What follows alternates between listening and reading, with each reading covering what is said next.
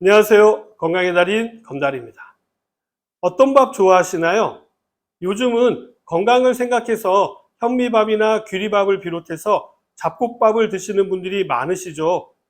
예전에 잡곡밥의 효능에 대해서 말씀드린 적이 있었는데요. 잡곡밥을 드시고 계시다면요, 4가지에서 5가지 정도의 잡곡을 드시는 것이 좋고요. 한 달을 기준으로 해서 한 가지씩 바꿔서 드시라고 권해드렸었는데요. 각 작곡마다 특별한 기능이 다르기 때문에요. 골고루 다양하게 섭취하시는 방법으로 이러한 방법을 제안해 드린 적이 있었죠. 일반적으로 잡곡밥은 오랫동안 건강식의 대명사로 여겨져 왔는데요. 흰 쌀밥에 비해서 비타민이라든지 미네랄도 더 많이 함유되어져 있고요. 무엇보다도 현대인들에게 필요한 식이섬유가 풍부해서요. 혈당 조절은 물론이고 심혈관 건강과 다이어트 등의 다양한 이점이 있다고 알려져 있죠. 그래서 많은 영양학자나 전문가분들이 건강식으로 추천을 하고 있었죠. 그런데 최근 일부에서는요, 잡곡밥, 특히 수수라든지 조, 팥, 콩 등이 암의 원인이 될 수 있다라는 오해가 퍼지고 있습니다. 과연 사실일까요? 그래서 오늘은요, 잡곡의 오해에 대해서 말씀드리도록 하겠습니다.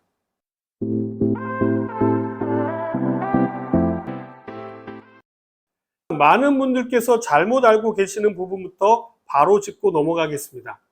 우리 조상님들께서는요, 현미밥을 드셨을까요? 아니면 쌀밥을 드셨을까요? 경제적인 이유가 아니라면 모두 다 쌀밥을 드셨을 겁니다. 왜 그랬을까요? 거기에는 이유가 있겠죠.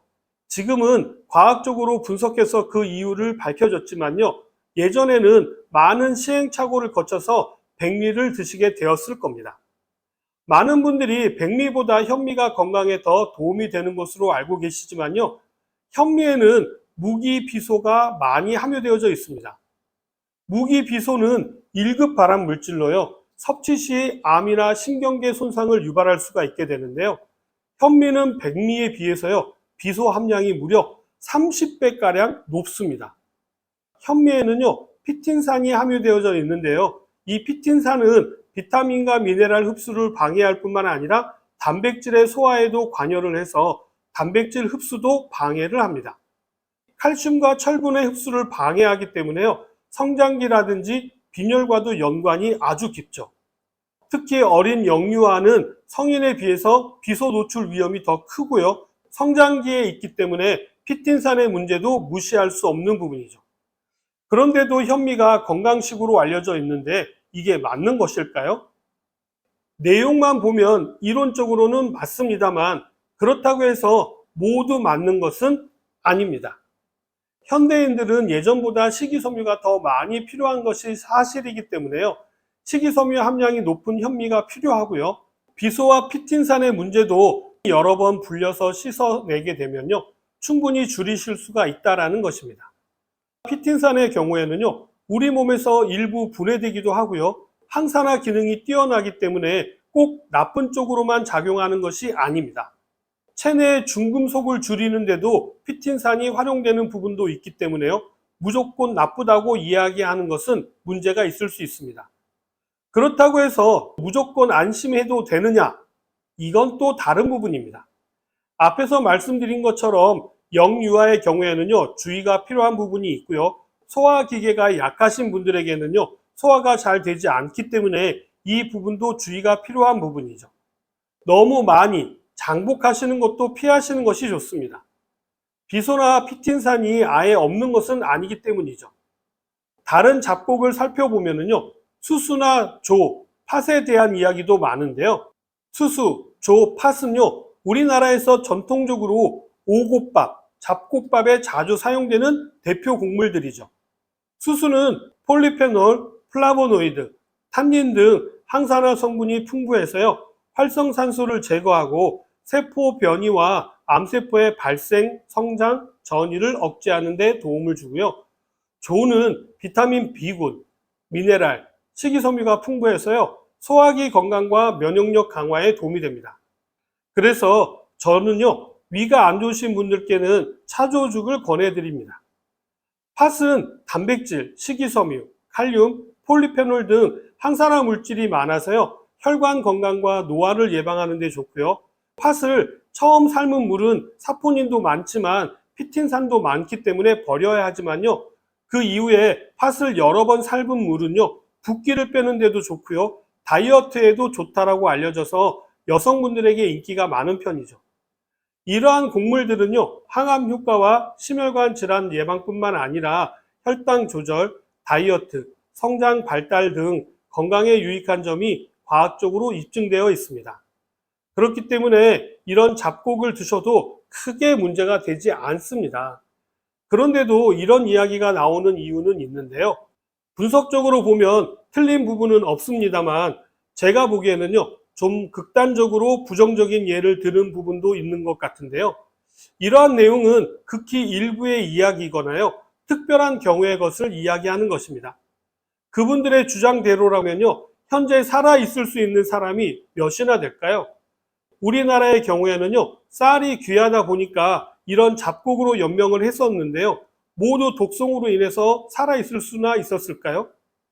국제암연구소 IARC에서는요, 담배나 방사선, 가공육이나 라돈, 성면, 술 등은요, 1군 발암 물질로 규정하고 있지만 현미를 비롯해서 수수, 조, 팥 등 곡물은 여기에 해당되지는 않습니다.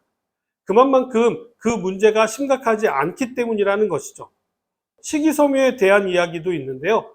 잡곡밥을 과도하게 섭취하게 되면 식이섬유가 하루 권장량을 초과할 수도 있고 이로 인해서 소화불량이라든지 복통, 설사 등 위장장애가 생길 수 있다라고 주장하면서요.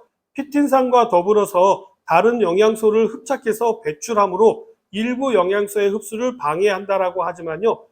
이것도 개인별 소화 기능에 차이가 있기 때문에 나타나는 것이지 잡곡밥 자체의 문제가 되는 것은 아닙니다.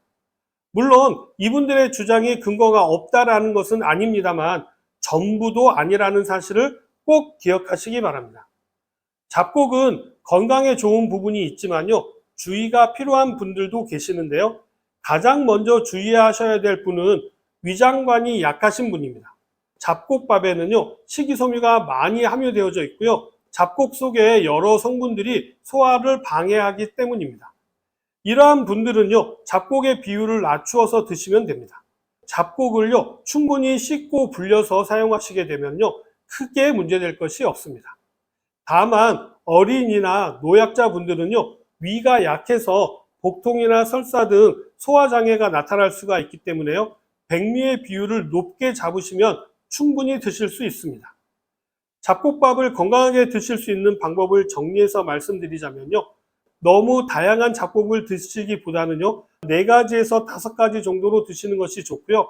주기적으로 다른 잡곡으로 변경해서 드시는 것이 좋습니다. 예를 들면 5가지를 드시고 있다면요, 1가지를 빼고 새로운 1가지를 추가해서 드시는 방법입니다. 다음으로는요, 처음부터 잡곡을 시도하시기보다는요, 백미에 조금씩 잡곡을 넣어서 점진적으로 잡곡의 비율을 높여가는 것입니다. 잡곡은 물에 여러 번 씻고 충분히 불려서 사용하시는 것이 좋고요. 매 끼니마다 잡곡밥만 고집하기보다는요, 다양한 곡물과 채소, 단백질 식품을 균형 있게 섭취하시는 것이 중요합니다.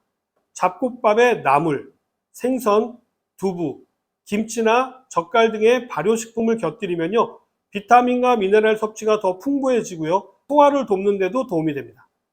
잡곡밥은 오곡밥이라든지 영양밥, 잡곡죽 등으로 다양한 조리법에 변화를 주게 되면요, 영양과 소화는 물론이고요, 맛까지 모두 다 챙기실 수 있게 됩니다.